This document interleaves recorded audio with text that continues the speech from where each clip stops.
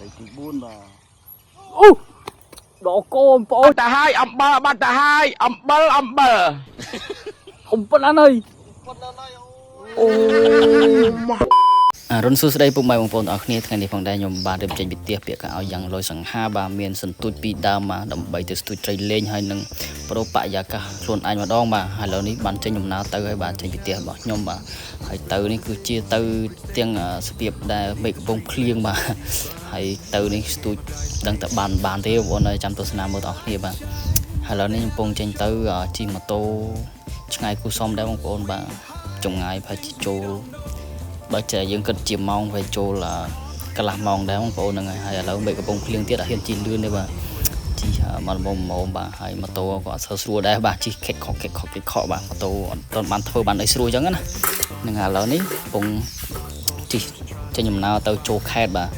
ចេញពីខេត្តឲ្យចូលក្រុងចេញពីក្រុងឲ្យចូលស្រុកបាទឥឡូវនេះជិះដល់ខេត្តរបស់ខ្ញុំមកខេត្តសៀមរាបបាទបងប្អូនចង់ដឹងថាខ្ញុំទៅស្ទូចត្រីនៅណាវិញមកបើស្ថានភាពបងប្អូននឹងបានដឹងបាទកន្លែងទីតាំងឥឡូវនេះខ្ញុំបានជិះមកដល់គេហៅផ្សារម៉ាយបងប្អូនហ្នឹងហើយកំពុងតែឈប់ចាំម្នាក់បាទចាំមីរបស់ខ្ញុំគាត់ទៅពីអ្នកអញ្ចឹងណាស្អាតគាត់អ្នកនៅទីតាំងហ្នឹងខ្ញុំអត់មានអ្នកនៅនឹងអញ្ចឹងហ្នឹងហើយឥឡូវនេះ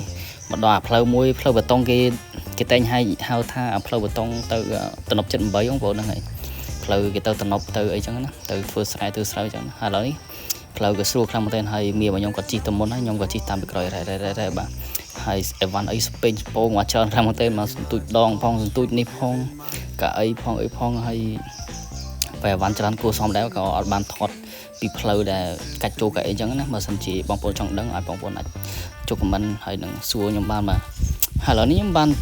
ជិះមកដល់បងប្អូននេះស្ទឹមមិត្តត្រីបងប្អូនអើយមេឃភ្លៀងមកលឹមចឹងទៀតដល់កបងប្អូនអើយខ្ញុំពេលតែអញ្ចឹងខ្ញុំវាពិតជាស្ដាយពេលអត់បានដាក់សំណាញ់ទៅបាទបើសិនជាដាក់សំណាញ់ទៅដឹងជាមកសំណាញ់មិនស្ទូចទេបងប្អូនត្រៀមទៅដោះត្រីប៉ះមួយឆ្មាត់ចឹងផងហើយឥឡូវនេះខ្ញុំបានដាក់សន្ទូចបាទហើយសន្ទូចនោះខ្ញុំចិត្តផ្លែកខ្លាំងមែនទេបងប្អូនក្លុបតែស្ទូចត្រីដល់ប្រើនុយដីនុយអីចឹងណាហ្នឹងហើយគេហៅកាត់ថានុយចលែននុយអីចឹងណាចេះស្ទូចត្រីគឺដាក់បានដល់ពេលមកស្ទូចមួយជាមួយដល់មីរបស់ខ្ញុំហ្នឹងគាត់ឲ្យដាក់ខ្លាញ់ក្តាមបងប្អូនខ្លាញ់ក្តាមវាស៊ីដែរតែវាទៅពេលគាត់ថាត្រីវាហែលបុកបន្តិចក៏វាល្បេះខ្ទេចដែរវាមានអីជិបហើយឥឡូវនេះខ្ញុំកំពុងដាក់ស្ទូចយ៉ាងយូរខ្លាំងមែនទេបងប្អូនវាអត់ស៊ីហើយពេលវេលារបស់យើងក៏វាតិចទៀតណាអញ្ចឹងយើងក៏វាស្ទូចទាំងឡាអ៊ូលហើយមេឃកំពុងភ្លៀងរេចទៀតដោយសារវាយើងស្ដារតែខ្ញុំទៅនេះវារាំងល្ងាចហើយបងប្អូនហ្នឹងហើយឥឡូវនេះត្រីវាអត់ទាន់ស៊ីទេបងប្អូនតរឹងល្ងាចតិចហើយបងប្អូនចាំមើលតាមដានទស្សនាគ្នាថាខ្ញុំស្ទូចបានត្រីក្រាញ់ប៉ុណ្ណាបាទហើយឥឡូវនេះខ្ញុំកំពុងស្ទូចយ៉ាងយូរពិតជាយូរខ្លាំងមែនទេបងប្អូនហើយដល់ពេលខ្ញុំលើកទូរស័ព្ទថតក៏វាអត់ស៊ីដល់ពេលខ្ញុំទៅលើកទូរស័ព្ទចុះបែរជាវាស៊ីអញ្ចឹងហើយយើងពិតពិបាកប៉ាន់ស្មានមែនត្រីនេះបោកយើងដូចជាបោកមនុស្សអញ្ចឹងដូចមនុស្សបោកយើងអញ្ចឹងឥឡូវនេះកំពុងតែស្ទូចខ្ញុំក៏បិទកាមេរ៉ាហើយក៏វត្តបានមួយបងប្អូននេះទីខ្លាញ់របស់យើងគឺល្អខ្លាំងមែនទែនហើយដាក់នុយក្តាមនុយខ្លាញ់ក្តាមនោះវាស៊ីបានធំល្អខ្លាំងមែនទេបងប្អូនត្រីខែហ្នឹងគឺវាកំពុងតែពេញសាច់ហ្នឹងហើយចិត្តខែកដកចិត្តខែចែតអញ្ចឹងវាកំពុងពេញសាច់ឥឡូវនេះខ្ញុំបានដាក់ទៀតបងប្អូនហើយដាក់នេះវាអត់ស៊ីវាធ្វើលក្ខណៈថាវាដូចវាបេះបងប្អូនហ្នឹងដោយសារខ្ញុំគិតថាមកពីកន្លែងនេះវាអត់សូវតំណងវាសម្បូរតែកូនត្រីទៅវាអត់សូវមានត្រីធំត្រីក្រាញ់ទៅអីចឹងណាហើយលេងខ្ញុំកំពុងស្ទូចហ្នឹងគ្នារបស់ខ្ញុំគាត់កំពុងស្ទូចដែរហើយក៏អត់ស៊ីដូចគ្នាដែរអញ្ចឹងហើយនាំគ្នាស្ទូចទាំងអត់មានទឹកមាត់លាបទេបងប្អូនបាទហើយដល់ពេលអញ្ចឹងទៅអត់មានអារម្មណ៍ថាស្ទូចទៀតអញ្ចឹងណាហើយមានតែដាក់លេងអញ្ចឹងណាធ្វើដូចប្លប់ឡែលេងចូលនិយាយគ្នាចូលអីអញ្ចឹងណាហើយកន្លែងស្ទូចនេះផងដែរក៏ស្ទូចក៏នាំគ្នាគិតថាដូរទីតាំងសាប់មើលប្រហែលជាអាចនឹងកន្លែងទីតាំងផ្សេងអាចនឹងស៊ីអញ្ចឹងណាដោយសារតែពេលនឹងដែរមីរបស់ខ្ញុំក៏គាត់បានលើកសន្ទូចហើយគាត់ក៏បានរៀបចំទៅមើលកន្លែងស្ទូចថ្មីអញ្ចឹងហ្នឹងហើយខ្ញុំបានថតជិបគាត់ទេពួកអីគាត់អត់ចង់ចូលកាមេរ៉ាអញ្ចឹងហើយពេលនឹងដែរខ្ញុំក៏បានវត្តបាននេះបងប្អូននេះ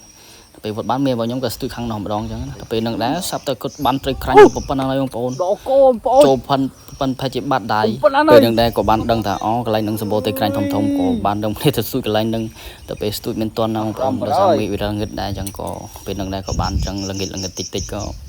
យប់អញ្ចឹងណានឹងហើយពេលហ្នឹងដែរក៏មានអារម្មណ៍ថាស្ដាយភាសាលើកក្រោយវិញទៅពីព្រឹកហ្មងអត់ចង់ទៅពេលងាយអញ្ចឹងទៅពីព្រឹកផាច់បានត្រីច្រើនប៉ុណ្ណាទេឥឡូវនេះត្រីបើយើងស្ទូចបានបងប្អូនចូលផាច់ជា10ត្រីដែរបងប្អូនត្រីក្រាញ់ធំល្អខ្លាំងមែនទែនបន្ទាប់មកពួកយើងក៏បានរៀបដំណើរចេញទៅផ្ទះវិញបាទដោយសារផ្ទះនៅឆ្ងាយដែរបាទហើយពេលហ្នឹងដែរក៏រៀងយប់ហើយចេញដំណើរទៅក៏ខែហ្នឹងគេហៅខែកំពង់បន្ទំទូអញ្ចឹងណានឹងហើយឥឡូវនេះខ្ញុំបានតបនឹងកាត់វីដេអូផុសអញ្ចឹងណាហើយវីដេអូមួយនេះក៏មានតែប៉ុណ្្នឹងបើសិនតែមានពាក្យពេចន៍អ្វីខ្ញុំសូមរួមបាទសូមកាន់តែផេតូទុកជំនុនផងបងប្អូនហ្នឹងហើយបើសិនជាចូលចិត្តវីដេអូរបស់ខ្ញុំសូមចុចតាមដានទស្សនានៅវីដេអូក្រោយបន្តទៀត